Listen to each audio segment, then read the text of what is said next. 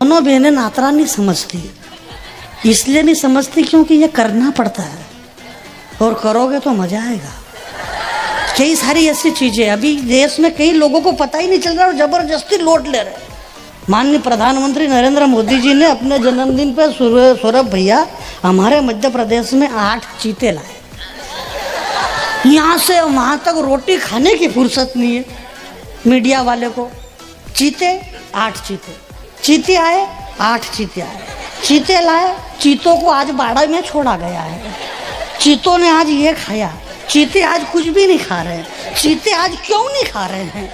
चीते इसलिए नहीं खा रहे हैं क्योंकि ये चीते हैं, ये भारत में लाए गए हैं, ये वहाँ अफ्रीका के जंगल से पकड़ करके भारत में लाए हैं। नरेंद्र मोदी जी अपने जन्मदिन पे चीते लाए। अरे चीते लाए कोई दिक्कत नहीं, पर थोड़ी बहुत यूरिया खाद की थैलियाँ ही ले आया था यार। किसान लोग बेचारा शिवराज सिंह जी की वैलिडिटी बढ़ जाती। अच्छा दिक्कत यह नहीं कि चीते लाए, दिक्कत यह है कि 8 चीते लाए। उस 8 चीते में 3 भाई साहब और 5 मैडम, तो 3 पे तो 3 हो गए, ये 2 बज गई। अब उन 2 की दिक्कत वो बेचारी तरस रही। अभी फिर मीडिया वाले ने नई बात छेप दी, बोले उसमें एक आशा नाम की मैडम है, वो प्रेग्नेंट है। तो जैसे ही ये खबर आई कि एक आशा नाम की जो चीती है वो प्रेग्नेंट है, तो जो अपने भारत के थे बेचारे देसी विनाठा सब वो भगे। उनको पकड़ा वन विभाग वालों ने, बोले तुम क्यों भगे? बोले यार अभी हाल तो इनको लाया और ये प्रेग्नेंट कैसे हो गई? हमारे को बदनाम हो रहा है। सौरभ भाई रूस ने यूक्रेन पे अभी हमारे दिनेश भाई जब कविता पढ़ रहे थे तो कह रहे थे कि नकाम में दम होना चाहिए और मोदी जी हाथ में परमाणु बम होना चाहिए। एक आदमी खड़ा हुआ बोले भाई साहब इस बम को तो रखो मुकाम पे, बम हाथ में। अब दिनेश भाई को कौन समझाए कि बम बहुत बहुत वजनदार रहता, बहुत टन का वजन रहता, ये हाथ में लेके बम घूम रहा और जबकि उसका एक साइड का यह मामला काम ही नहीं कर रहा, परमाणु बम हाथ में लेके घूम रहा। कमाल की बातें हैं यार, मेरे को समझ में नहीं। ऐश्वर्या राय, युक्ता मुखी, लारा दत्ता और प्रियंका चोपड़ा, क्या गजब का बनाया मालिक ने तुम्हारा थोबड़ा। तुम सब के सब विश्व सुंदरी का खिताब जीती, पर सही सही बताना तुम्हारे साथ क्या क्या बीती। अरे ऐश्वर्या राय तूने सिर्फ सुंदरी शब्द चुना है, विश्व सुंदरी का नाम तेरे बाप ने भी नहीं सुना है। विश्व सुंदरी का नाम सुनेगा तो अपने आप को भूल जाएगी और विश्व सुंदरी का चरित्र सुनेगा तो तेरी आंखें खुल जाएगी। विश्व सुंदरी बनने के लिए जमाने से जूझना पड़ता है और विश्व सुंदरी बनने के लिए धधकते अंगारों पे कूदना पड़ता है। विश्व सुंदरी तो वो चित्तौड़ की महारानी पद्मिनी थी जिसकी सुंदरता के आगे आईना तक टूट गया था। ये जो उधर बैठे हुए हैं, ये जो स्क्रीन चल रही है, ये जो चल रही है भाई साहब, या तो ये बंद करो आप, या फिर आप मेरी तरफ मुंह करके देखो। भाई ना कहीं नहीं, जरा दोनों हाथ खड़े करके बताओ आप देख रहे हो। सब लोग एक साथ बजाओ।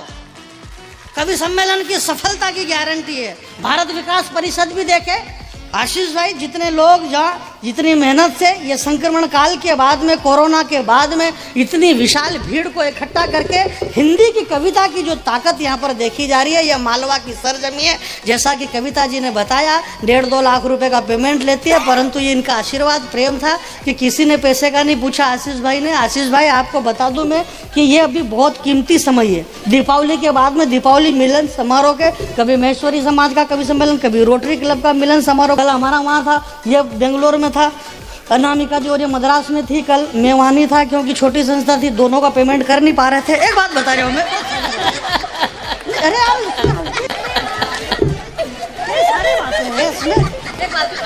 एक बात बता रहा हूँ मैं आपको, मेरे पास में ऐसी एक बातें याद होता जाती है बीच बीच में। अब तो लोड में बहुत मजेदार आइटम हूँ, बहुत मजेदार। जानी बैरागी को 25 साल हो गए मंच और अरे सर क्या 25 साल में 25 दूसरे तैयार कर दिए मैंने। एग्जैक्टली भाई, वाह वाह वाह वाह वाह, बड़ी बात। मेरे से बहुत सारे लोगों ने कहा, अनामिका जी कहते, सौरभ भाई कहते, बोले यार जानी भाई तुम्हारी नकल करने वाले बहुत सारे लोग, तो तुमको दिक्कत नहीं होती है?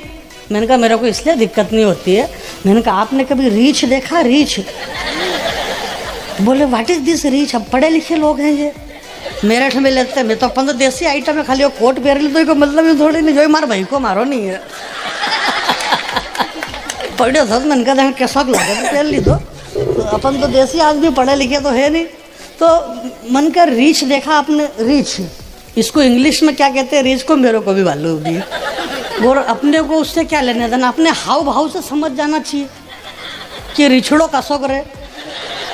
जैसे ये बच्चा है रोहित, राहुल, ये क्या कह रहा था भले समझ में आए ना इनको, अपने तो सब पर इसके जो हाव भाव थे, ये को चेहरा को मुंडो देखे देखो तुमने, बात भले कुछ भी नहीं, ये बा मारो इससे डर लोगे तो मनो इतना डर लोगे तो मन को ये भाई अब कहीं होएगा।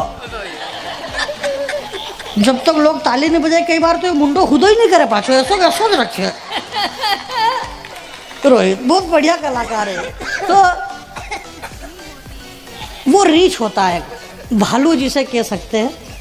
तो वो भालू साहब क्या होता है कि यार शहद का छत्ता तोड़ के खा जाता है, मधुमक्खियाँ शहद इकट्ठा करती है, वो तोड़ के खा जाता है। तो कुछ लोगों ने उन मधुमक्खियों से कहा कि तुम इतनी मेहनत करके ये शहद इकट्ठा करती हो और ये भालू आता है रीछ और ये तुम्हारा शहद खा जाता है। तो उन्होंने बहुत प्यारी बात कही उस मधुमक्खियों ने कि देखो बात ये है कि मेहनत तो हम करते हैं, ये शहद इकट्ठा करते हैं, ये रीछ आते हैं भालू और खा जाते हैं, परंतु ये सिर्फ खा सकता है, इसे बनाना नहीं आता। तो जो लोग ऐसा करते हैं ये अलग बात है। और ये जो मैं एक बात बताऊं, मैं सौरभ जावेद साहब, मैं आपको बताऊं कि जो चोरी चकारी है ना, ये आदिकाल से चली आ रही है। इसीलिए बाबा तुलसी जो हमारे इस पृथ्वी पे सृष्टि के हिंदुस्तान के पहले कवि हुए, और उन्होंने तुलसीदास जी ने हर 8वीं 10वीं चौपाई में अपना नाम फंसा दिया। अगर आज धोनी होते तो क्या इतनी बुरी हार होती? आज इस मंच पे जॉनी है तो काम हो रहा कि नहीं हो रहा? तो अगर जॉनी से काम होता तो वहाँ धोनी से भी काम होता।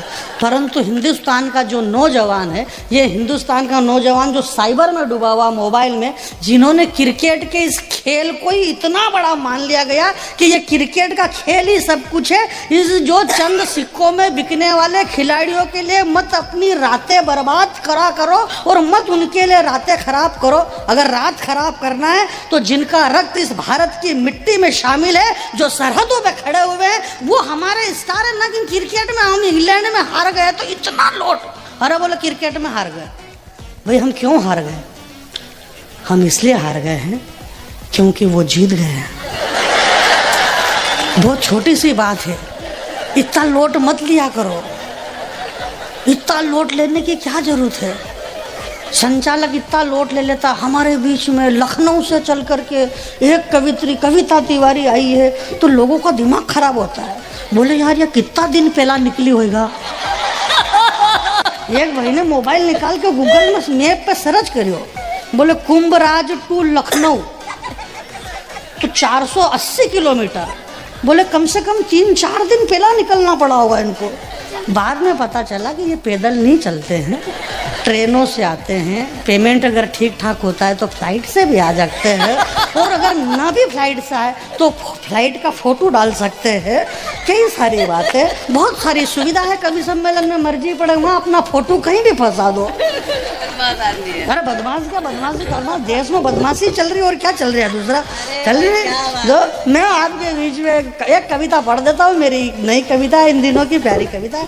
आप लोग बहुत अच्छा सुन रहे हैं। मेरी माता बहनें अभी तक यहाँ पर बैठी हुई है। संस्कार और संस्कृति को लेकर के दिनेश देसी घी बहुत टेंशन में थे कि संस्कार संस्कृति बिगड़ रहे हैं। कुछ भी नहीं बिगड़ रहा है, सब अच्छा चल रहा है भारत में। कुछ भी नहीं बिगड़ रहा है, भारत की राजनीति अच्छी चल रही है। हिंदुस्तान की 140 करोड़ जनता ने जो भी डिसीजन लिया है पूरी ईमानदारी से लिया है। हमने 10 साल से एक डॉक्टर को प्रधानमंत्री बना करके रखा था। मनमोहन सिंह जी डॉक्टर थे और अर्थशास्त्री थे, देश के बहुत पढ़े लिखे लीडर थे, डॉक्टर थे। 10 साल तक डॉक्टर होने के बाद उन्होंने एक इंजेक्शन तक नहीं लगाया। फिर हमने एक चाय बेचने वाले को प्रधानमंत्री बनाया। इस चाय बेचने वाले ने धड़ाधड़ ऑपरेशन पे ऑपरेशन, ऑपरेशन पे ऑपरेशन। अब अगर चाय बेचने वाला ऑपरेशन करेगा तो टांके तो गलत सुलत आ ही सकते हैं। ये टांके गलत सुलत आ गए तो लोग चिल्ला रहे हैं, बोले ये गलत हो रहा है, ये गलत हो रहा है। तो ऐसा गलत नहीं आदमी का, ये तो सामान्य सी बात है। बहुत बढ़िया, ये सारी बातें मैं ये कह रहा था कि ये भी सीजन है, समय है। रोज कवि सम्मेलन हो रहे, रोज कवि सम्मेलन, ये कवि सम्मेलनों का सीजन है भाई। कोरोना के बाद में कवि सम्मेलन जब बंद हो गए, वापस खुले तो इतना कवि सम्मेलन। इन कवि सम्मेलनों के सीजन में भी अगर ये कवि इतने कम पैसे में, तो अगर मान लो कवि सम्मेलन का सीजन नहीं हो तो कितने में शंका पैदा हो रही है। तो ऐसी शंकाएं पैदा मत करो। और आप लोग बहुत अच्छा सुनते हैं, यूट्यूब वगैरह पे आपने इन सारे कवियों को सुना है। जैसा सौरभ भाई बता रहे थे कि डॉक्टर अनामिका को आप गूगल पे जाके यूट्यूब पे सर्च करेंगे तो सबसे ऊपर कविता का नाम, इतना सुनते हैं। परंतु आज हम ओरिजिनल में इन्हें सुनेंगे। ओरिजिनल में और यूट्यूब में बहुत बड़ा फर्क है। जैसे कि ओरिजिनल में और यूट्यूब में सबसे बड़ा फर्क ये है कि वो यूट्यूब है,